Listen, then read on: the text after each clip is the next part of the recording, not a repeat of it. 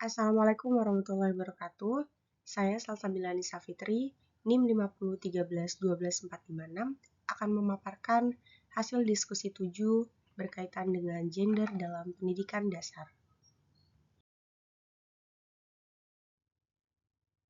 Saya memilih artikel yang berjudul Gender Equality in Achieving Inclusive Education in Elementary School and Junior High School, atau kesetaraan gender dalam mencapai pendidikan inklusif di sekolah dasar dan sekolah menengah pertama.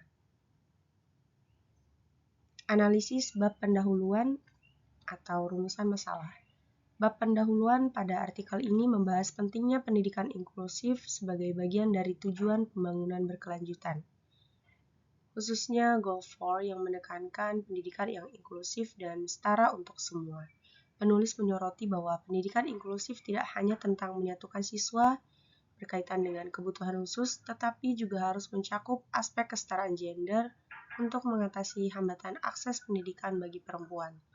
Masalah utama yang dirumuskan yaitu ketidaksetaraan gender yang masih berlangsung di lingkungan pendidikan, di mana anak laki-laki dan perempuan sering mendapat perlakuan yang berbeda, seperti ekspektasi sosial yang membatasi partisipasi perempuan dalam diskusi kelas ataupun kegiatan fisik.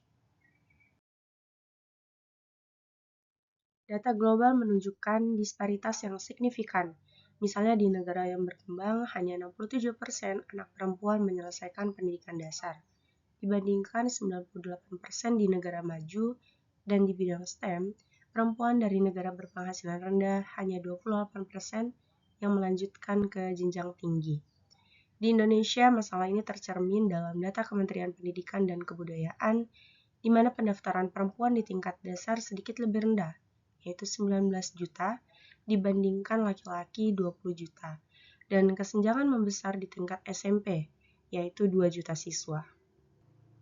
Penulis menekankan bahwa tantangan ini dipengaruhi oleh faktor ekonomi, budaya, dan institusional yang membuat perempuan lebih rentan terhambat saat transisi ke jenjang pendidikan yang lebih tinggi.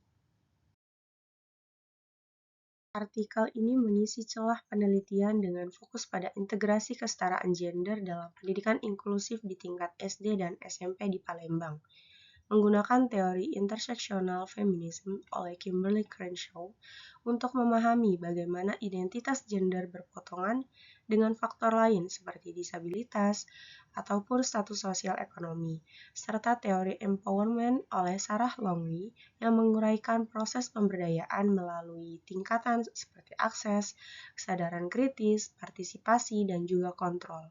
Penulis menyatakan bahwa penelitian ini bertujuan untuk mengidentifikasi pola pemberdayaan yang mengatasi hambatan akses, serta memberikan rekomendasi kebijakan untuk pendidikan yang lebih inklusif, serta setara gender.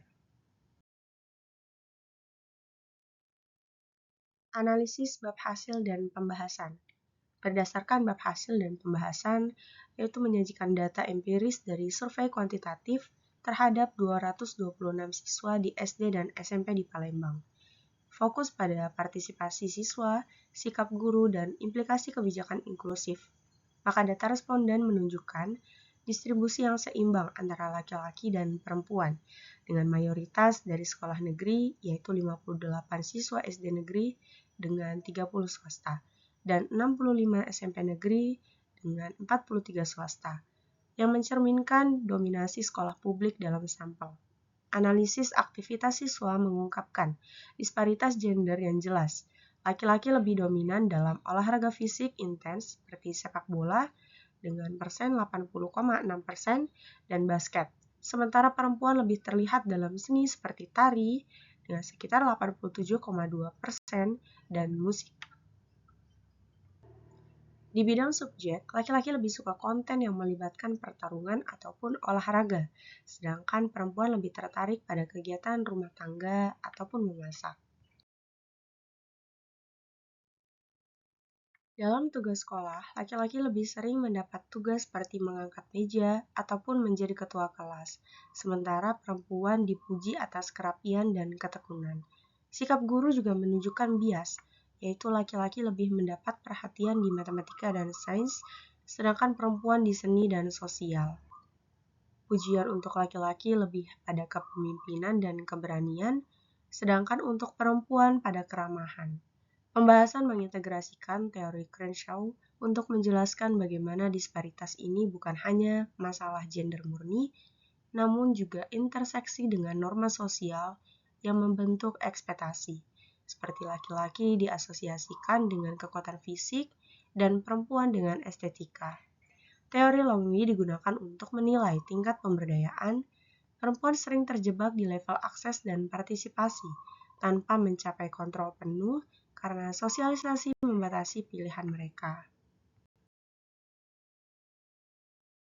Perbandingan kebijakan inklusif antara sekolah negeri dan swasta menunjukkan negeri lebih terikat aturan pemerintah, seperti Peraturan Menteri Nomor 70 Tahun 2009, tetapi kekurangan sumber daya, sedangkan swasta lebih fleksibel namun mahal, sehingga kurang aksesibel untuk keluarga miskin. Data siswa berkebutuhan khusus sekitar 591 siswa di SD Palembang dengan 70% laki-laki, menekankan perlunya pengurangan bias gender untuk meningkatkan kepercayaan diri, terutama perempuan. Wawancara dengan guru dan orang tua mengungkap stereotip yang tidak sadar, seperti perlakuan berbeda terhadap siswa laki-laki dan perempuan berkebutuhan khusus, serta keraguan orang tua terhadap sekolah negeri.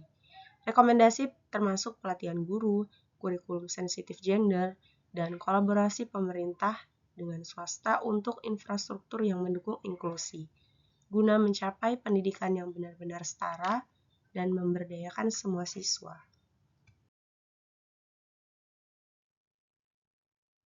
Berdasarkan pemaparan terkait dengan rumusan masalah dengan hasil dan pembahasan, dapat disimpulkan bahwa mengatasi bias gender dan persepsi negatif krusial untuk pendidikan inklusif yang adil, dengan peran aktif pemerintah dalam menyediakan sumber daya, wawancara dengan guru dan orang tua yang mengungkap bahwa stereotip yang tidak sadar, seperti perlakuan berbeda terhadap siswa laki-laki dan perempuan yang berkebutuhan khusus, dan juga keraguan orang tua terhadap sekolah negeri.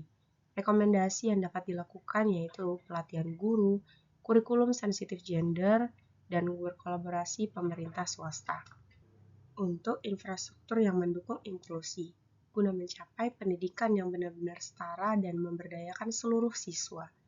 Menangani isu gender, terutama bagi siswa perempuan, sangatlah penting untuk memastikan kesetaraan kesempatan.